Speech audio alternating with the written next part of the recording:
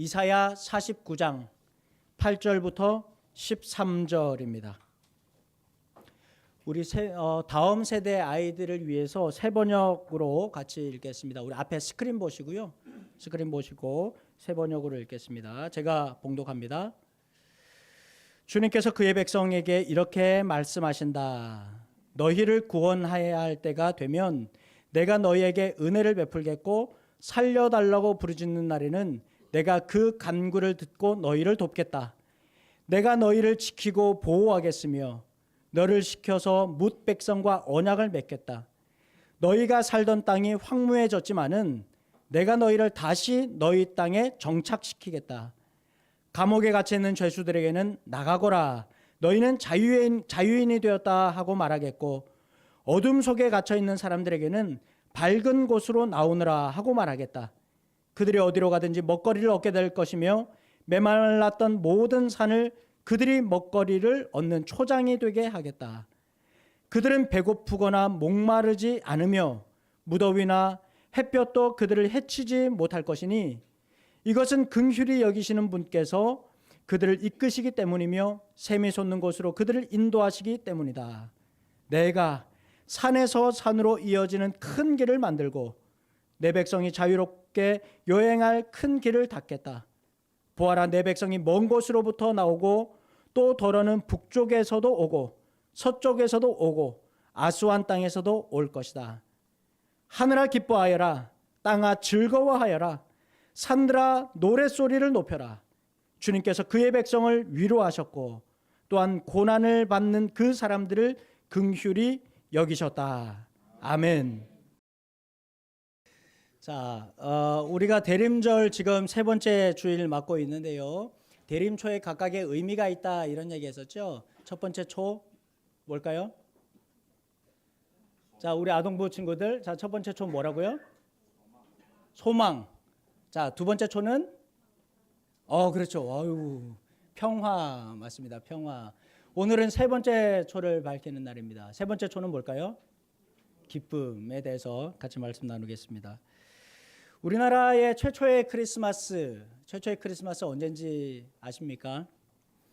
1884년에 미국 공사관 의사로 입국했던 알렌 선교사가 그의 일기 속에 우리나라의 최초의 크리스마스를 이렇게 기록해 놓았습니다. 지금 우리가 볼 때는 그저 소소하고 아주 평범한 일상인데요. 남편이 아내한테 그리고 아내가 남편에게 작은 선물 준비해서 주었다. 이런 기록이 있습니다. 그게 아마 처음 크리스마스가 아닐까 그렇게 생각을 합니다. 또 다른 크리스마스의 기록은 그 이듬해 입국했던 언더우드 선교사님이 1886년에 성탄절에 지인들에게 크리스마스에 식사 대접을 했다라는 기록이 있습니다. 구한말 최초의 크리스마스도 오늘 우리처럼 선물을 나누고 또 함께 식사하고 예배했던 것 같습니다. 그런가 하면 지금은 거의 사라진 전통이긴 하지만 20, 30년 전에 우리가 크리스마스 새벽에 아니면 전날 이브 밤에 했던 거 있죠. 그렇죠. 새벽송 있습니다. 지금은 새벽송 하면 민원 들어갑니다. 1820년에 워싱턴 어빙이라는 미국 작가가 영국에 갔는데 영국에서 집집마다 집 앞에서 새벽에 찬양하는 모습을 보았습니다. 그 모습이 아주 인상적이었다고 합니다. 그리고 미국으로 돌아와서 이 글을 썼죠. 예수님의 탄생, 아기 예수님의 탄생을 천사들이 노래했던 것처럼 우리도 그렇게 하자.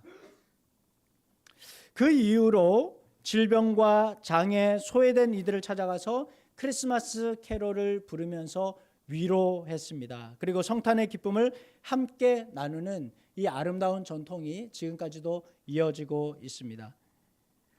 우리는 애당초 이런 성탄의 정신을 잘 모르기도 했지만 언제부턴가 크리스마스의 그 따뜻하고 또 행복했던 그런 문화가 지금은 많이 사라졌습니다. 감각을 자극하는 그런 분위기, 그리고 또 화려한 데코레이션, 이것만이 우리의 시선을 끌며 남아 있습니다. 서로 축복하던 거, 크리스마스에 선물을 주는 거, 크리스마스 이브에 선물 교환 막 하고 그랬잖아요. 그렇죠? 선물 교환. 제가 크리스마스 때 선물을 받았는데 선물 이렇게 주머니에서 꺼내잖아요. 청년부 때 선물 꺼냈어요. 선물 꺼냈는데 거기에 종약 1000마리 이런 거 들어있어. 이게 아주 우픈 그런 기억이. 예. 선물 교환하는 거. 그리고 또 성탄절 아침이 되면 크리스마스 카드, 카드 교환하는 거, 뭐 그런 것들이 있었죠. 이런 것들 이제 다 사라졌습니다. 그저 소비 문화만 남아 있습니다. 크리스마스에 매출이 얼마 나왔냐, 그걸로 판가름하는 거죠. 근데 여러분, 소비할 돈이 없는 사람도 있잖아요. 저 화려한 데코레이션 아래로 지나가기 어려운 이들도 있잖아요.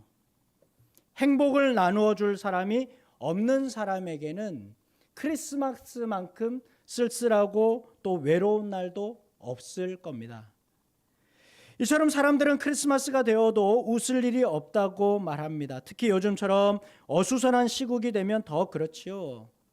반복되는 일상이 행복하지 않아서, 안팎의 환경이 불만족스러워서, 그리고 내가 처한 상황이 너무 힘들어서 크리스마스가 다가오지만 웃지 못하겠다, 그렇게 말을 합니다.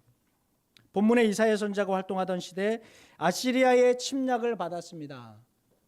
북이스라엘, 남유다, 아주 힘든 시기를 겪었습니다. 북이스라엘은 예후 왕 때부터 아시리아의 조공을 바치다가 주전 722년에는 완전히 멸망했습니다. 그리고 얼마 지나지 않아서 아시리아는 이번에는 남왕국 유다를 침공하죠. 그로 인해서 남왕국 46개 성읍이 완전히 회파되었습니다.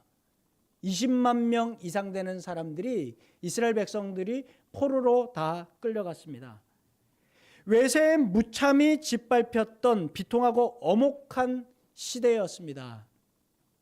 너무나도 슬프고 절망할 수밖에 없고, 무너진 성과 집들을 바라보며 포로로 끌려간 자식들 생각에 정말 가슴을 찢으며 통곡할 수밖에 없었던 그런 어려운 시기였습니다. 바로 이때 하나님은 이사야 선지자를 통해서 그 이름의 뜻처럼 이스라엘을 구원하겠다, 이스라엘을 회복시키겠다 예언하게 하셨습니다. 오늘 본문이 바로 그 말씀인데요. 여러분, 이사야서에는 여호와의 종의 노래, 여호와의 종의 노래라는 4개의 노래가 나옵니다. 짧게는 몇 절부터 한 장 이상 이어지는 말씀도 있습니다. 이 종의 노래라고 하는 것은 여호와의 종, 즉 예수 그리스도를 통해서 이스라엘이 회복되며 하나님의 계획이 성취될 것을 예언한 시입니다. 여호와의 종의 노래, 어렵죠? 무슨 말인가? 우리가 잘 아는 말씀이 있습니다. 상한 갈대를 꺾지 않으시고 꺼져가는 심지를 끄지 아니하신다. 희망의 메시지, 예수 그리스도를 통해서 일으키시겠다는 말씀입니다. 오늘 본문은 두 번째 종의 노래입니다. 5절에 보면 이렇게 말합니다. 내가 태어나기도 전에 주님께서는 나를 그의 종으로 삼으셨습니다. 내가 태어나기도 전에 주님께서는 나를 그의 종으로 삼으셨다. 우리 주님은 나기 전부터 이스라엘과 이방의 구원을 위한 사명을 가졌다고 말합니다. 즉 이스라엘의 구원은 어느 날 갑자기 이루어진 것이 아니라 만세 전부터 하나님의 계획 속에 있었다라는 말입니다. 여러분, 예수님의 사역에 이것이 예정되어 있었다면, 하나님의 회복하심이 있었다면 그의 사역의 대상인 저와 여러분도 하나님의 계획 속에 있다는 말일 겁니다. 스크린 보겠습니다. 잠언 8장 22절 23절에 이렇게 말합니다. 같이 읽겠습니다. 시작. 주님께서 일을 시작하시던 그 태초에 주님께서 모든 것을 지으시기 전에 이미 주님께서는 나를 데리고 계셨다. 영원전 아득한 그 옛날 땅도 생기기 전에 나는 이미 세움을 받았다. 주님께서 일을 시작하시기 전 태초에 지으시기 전에 영원전 아득한 옛날 땅도 세우기 전에 하나님께서는 나를 데리고 계셨다고 말합니다. 그때부터 이미 하나님은 우리를 세우셨다 이렇게 말합니다. 여러분, 여기서 주님께서 나를 데리고 계셨다라는 말은 주님께서 우리를 소유하셨다는 말입니다. 주님께서 우리를 낳으셨다. 주님께서 우리를 창조하셨다라는 말입니다. 오늘 우리의 삶이 웃을 일이 없고 행복을 꿈꾸는 것조차 불가능하여서 자포자기하고 싶은 심정이지만 예수께서 이스라엘을 구원하신 것처럼 저와 여러분도 구원하셨고 이후의 삶도 책임져 주실 줄 믿습니다. 제가 아는 목사님 중에 30대 초반에 허리 디스크 수술을 3번 하셨던 분이 있습니다. 30대 초반, 결혼한 지 2개월 만에 3번째 수술을 했습니다. 하필 사역하던 교회에서 여름 성경학교를 앞두고 있었고 허리가 또 얼마나 아픈지 집에서 화장실도 걸어갈 수 없어서 기어서 화장실을 갔습니다. 밤이 되면 허리가 더 아프니까 밤잠을 아예 이룰 수가 없었습니다. 가난한 교육전도사 믿고 결혼한 아내한테 미안하고 경제적으로 또 너무 힘든 그런 시간, 교회에도 큰 부담을 지고 있었습니다. 오랜 질병과 고통의 시간을 보냈고 그 고통이 너무 심하니까 밤잠 이룰 수 없어서 불면증과 우울증이 아주 깊었습니다. 저한테 그랬습니다.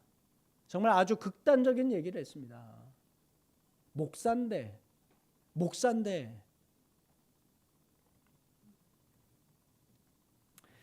당시에 저도 굉장히 바쁜 때였었는데요. 자꾸 저한테 만나자고 하는 거예요.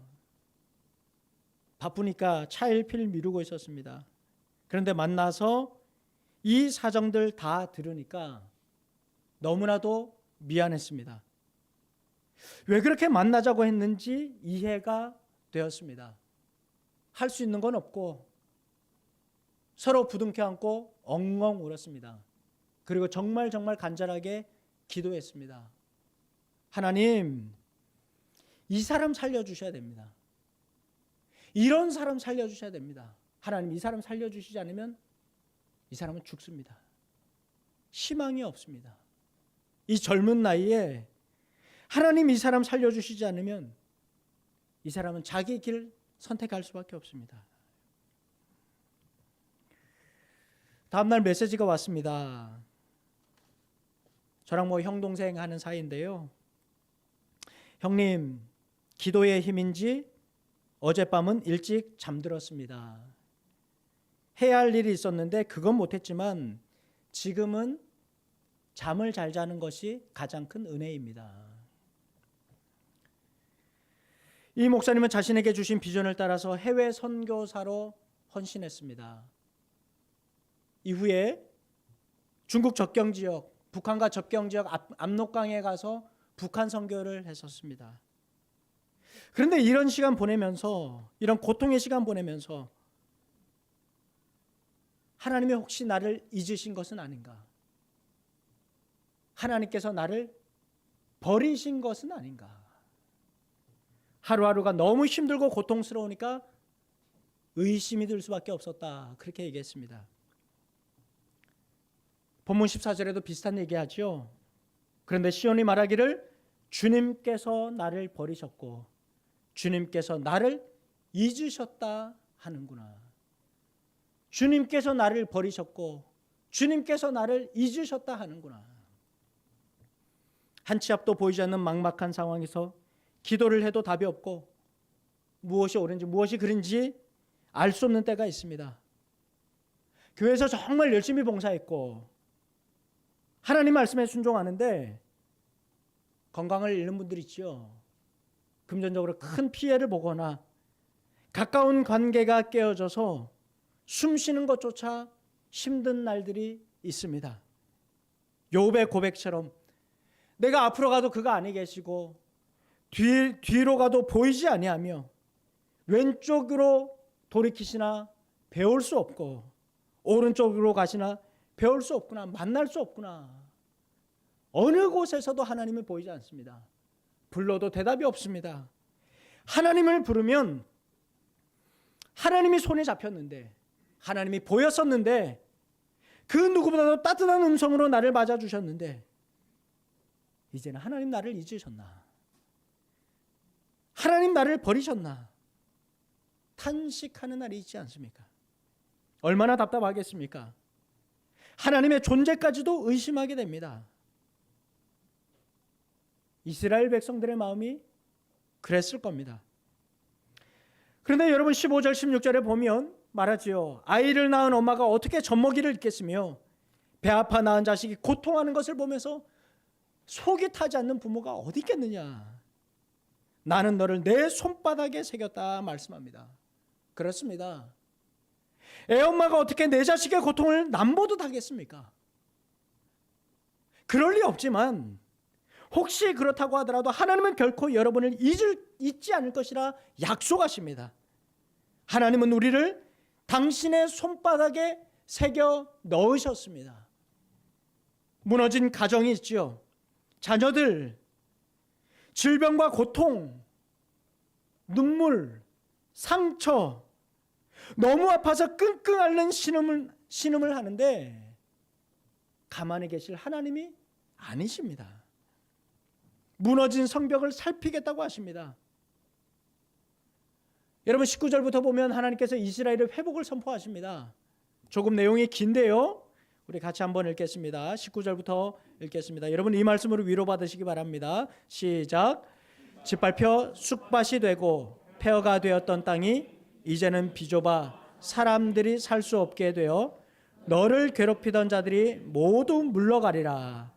여인 줄로 알았던 자식들이 돌아와 이곳은 살기 좁으니 자리를 넓혀달라고 떼쓰는 소리를 내 귀로 들으며 너는 속으로 이렇게 생각하리라. 이것들을 누가 나에게 낳아주었을까? 나는 자식을 여의고 다시 낳을 수도 없는 몸이었는데 누가 이것들을 이렇게 키워주었을까?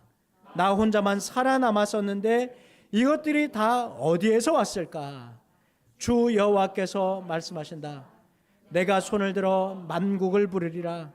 백성들을 향하여 나의 깃발을 날리리라.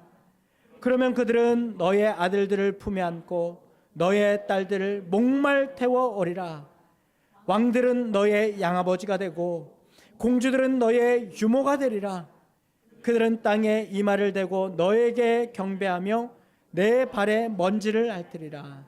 그때에 비로소 너는 알리라. 내가 여호와인 줄을, 나에게 걸었던 희망은 하나도 어긋나지 않은 줄을. 아멘. 패망했던 이스라엘입니다. 나라 잃은 이스라엘입니다. 자식들이 다 포로로 잡혀갔습니다. 성읍은 불타고 성전은 무너졌습니다. 그러나 우리 주님이 오시면, 메시아가 오시면 이 땅 회복시키겠다 말씀합니다. 누구도 고치지 못할 질병, 너무나 아파서 해결할 수 없었던 그 고통, 하나님께서 이거 치료하겠다 그렇게 말씀하십니다. 지금 내가 처한 현실이 너무 힘들고 고통스러워서 하나님 나를 잊어버리신 줄 알았습니다. 하나님 나를 버리신 줄 알았습니다. 그러나 여러분 그게 아닙니다. 하나님 여러분 포기하지 않습니다. 설령 내 손에 힘이 빠져서 내가 주님 놓친다 해도 주님이 여러분의 손을 결코 놓치지 않으실 것입니다. 여러분 힘들 때마다 이 말씀 읽으십시오. 이 말씀 또 읽고 또 읽어서 여러분의 마음에 새기십시오. 하나님 나를 놓치지 않으실 것이다. 하나님 나를 붙들고 계실 것이다. 이런 마음속으로 결심하고 다짐하십시오. 1820년 생후 6주 된 아기가 감기로 병원에 입원했습니다. 의사는 아이의 눈에 겨자를 바르라 황당한 처방을 내렸습니다. 아이는 눈을 잃었고 평생 시각장애인으로 살게 되었습니다. 크로스비 여사의 이야기지요. 그녀는 평생을 어둠 속에서 살았습니다. 가장 깊은 곳, 가장 낮은 곳에 있었습니다.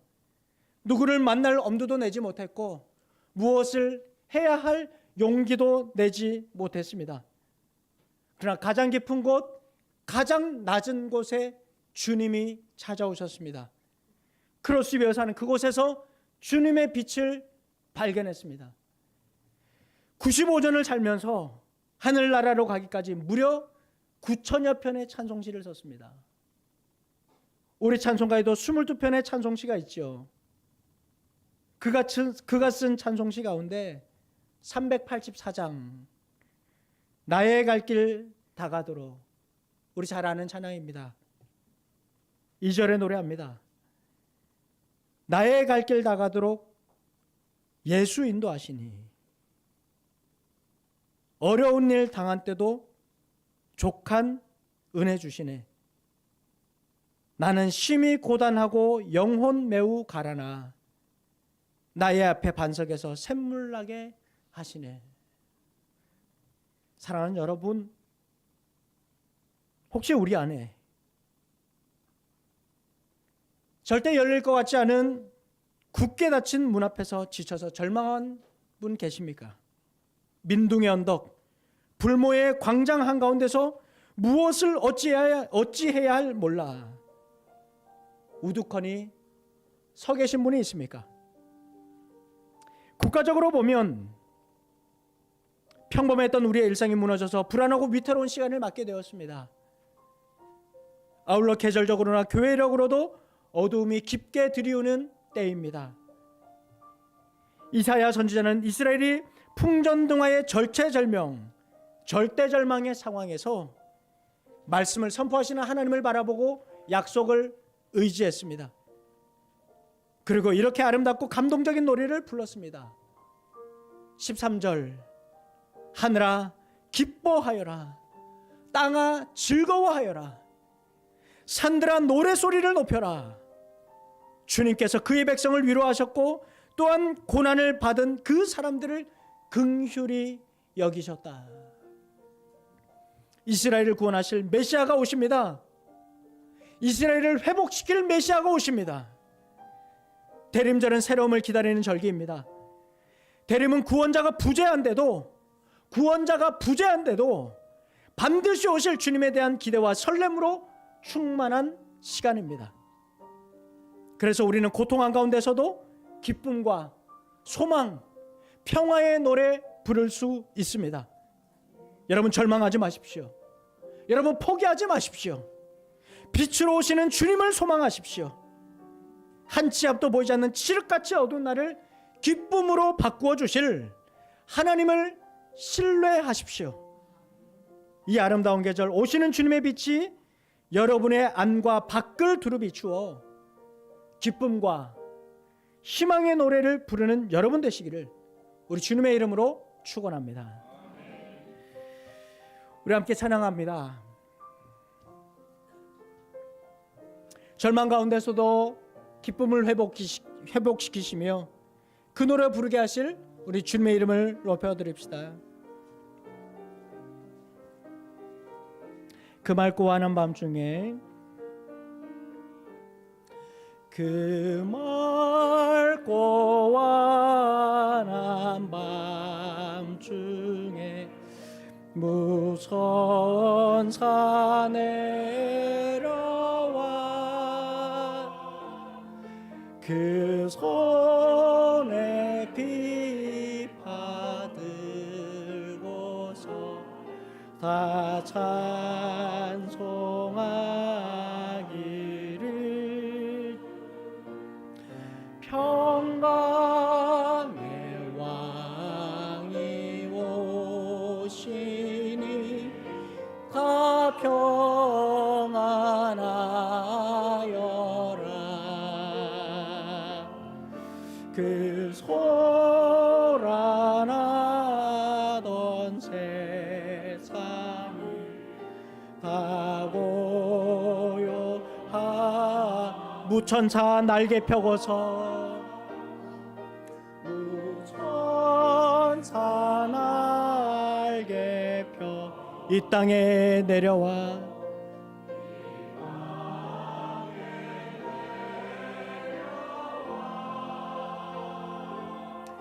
그대의 부른 노래가 또다시 들리니 이 슬픔 많은 세상에 이 슬픔 많은 세상에 큰 위로 넘치고 온 세상 기뻐 뛰놀며 이 슬픔 많은 세상에 큰 위로 넘치고 이 슬픔 많은 세상에 큰 위로 넘치고 온 세상 기뻐 뛰놀며 다 찬송하 이 슬픔 많은 세상에 이 슬픔 많은 세상에 큰 위로 넘치고 온 세상 기뻐 뛰놀며 한번 더 우리 가슴에 손을 얹고 이 세상 이 슬픔 많은 세상에 이 슬픔 많은 큰 위로 넘치고 하나님 위로하여 주시옵소서. 하나님 기쁨을 회복시켜 주시옵소서. 하나님 기쁨을 회복시켜 주시옵소서. 우리의 삶을 변화시켜 주시옵소서. 이 시간 주신 말씀 가지고 함께 기도하며 주님 앞으로 나갑시다. 아버지 하나님 감사합니다. 하나님 아버지 슬픔 많은 세상 가운데서 하나님의 은혜를 구하며 소망합니다. 하나님 아버지 정말로 절체절명의 순간에서 절대절망의 상황 속에서 하나님의 은혜를 구하며 나아갑니다. 우리 하나님 아버지 우리의 삶을 긍휼히 여주시옵소서. 하나님 아버지 어렵고 힘들고 고통스러운 이 삶을 변화시켜 주시고 하나님 우리의 삶 가운데 기쁨을 회복시켜 주심으로 하나님 아버지의 삶을 변화시키시며 하나님 우리의 마음을 변화시키시며 우리의 생각을 변화시키시며 하나님의 은혜를 의지하며 하나님의 말씀을 의지하는 저희들 될 수 있도록 주님의 말씀 신뢰하며 나가는 저희들 되도록 주여 은혜 베풀어 주시옵소서. 하나님 아버지 질병으로 인해서 하나님 아버지 경제적인 문제로 하나님 이런저런 가정의 어려운 문제로 관계의 문제로 하나님 주님 앞으로 나가는 이들이 있사오니 주여 이들의 삶을 주님 긍휼히 여겨주시고 하나님 광야에서도 주님을 부르며 나아갈 때 주님 우리의 눈을 열어주시고 우리의 마음을 열어주시며 다시금 일으켜주시고 회복시켜 주시옵소서. 하나님의 은혜를 소망합니다. 하나님 아버지 주님의 말씀을 신뢰합니다. 주님의 말씀을 굳게 붙들게 하여 주시옵소서. 아버지 하나님 그로 인해서 정말 오시는 주님으로 인해서 하나님 대리인절 세 번째 주일에 우리가 기쁨의 노래가 하여 주시고 고통의 상황 가운데서도 감사함의 즐거움으로 나가는 저희들 되게 하여 주시옵소서. 오 하나님 감사합니다. 긍휼히 여겨 주시옵소서. 감사합니다. 아멘. 감사합니다 주님.